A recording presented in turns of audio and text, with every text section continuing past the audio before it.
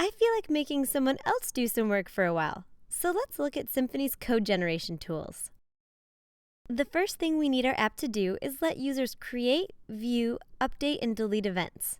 In other words, we need a CRUD for the event entity. Want to use Doctrine to generate a CRUD? Yeah, there's a console command for that, Doctrine generate CRUD. This inquisitive command first wants to know which entity we need a CRUD for. Answer with that shortcut entity alias name that we've been seeing, event bundle event. Say yes to the write actions, YAML for the configuration format, and use the default /event route prefix. Then finish up. Ah crap, red errors. It's okay. Copy the code into the routing.yaml of our event bundle.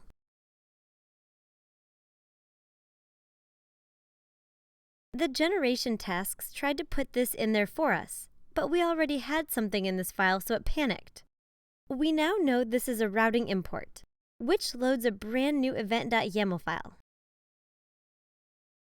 Let's run the router debug command to make sure these are being loaded.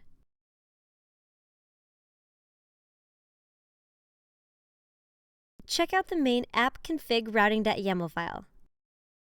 It's still only importing the one file from the event bundle. But once we're in that file, we're of course free to organize routes into even more files and import those. That's what's happening with event.yaml. It holds all the routes for the new event controller. Don't go crazy, but when you have a lot of routes, splitting them into multiple files is a good way to keep things sane. Oh, and when we import another file, the key, like event bundle _ event, is completely meaningless. Make it whatever you want. But the key for an actual route is important. It becomes its internal name. We'll use it later when we generate links. Enough with routing. Head to the /event page to see this in action. I know we got Apache set up in the last chapter, but I'm going to continue using the built-in PHP web server and access the site at localhost :8000. Whoa, that's ugly. But it does work.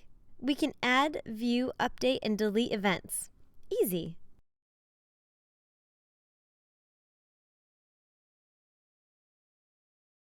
Let's peek at some of the code. The generated controller is like a cheat sheet for how to do common things, like form processing, deleting entities, redirecting, and showing a 404 page.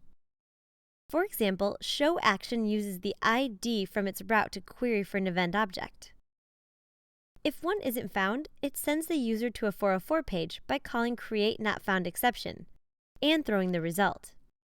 This helper function is just a shortcut to create a very specific type of exception object that causes a 404 page.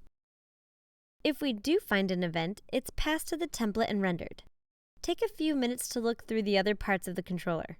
I mean it. I know this all works, but the ugly is killing me. I created a custom version of each of the CRUD template files while you were looking through the controller.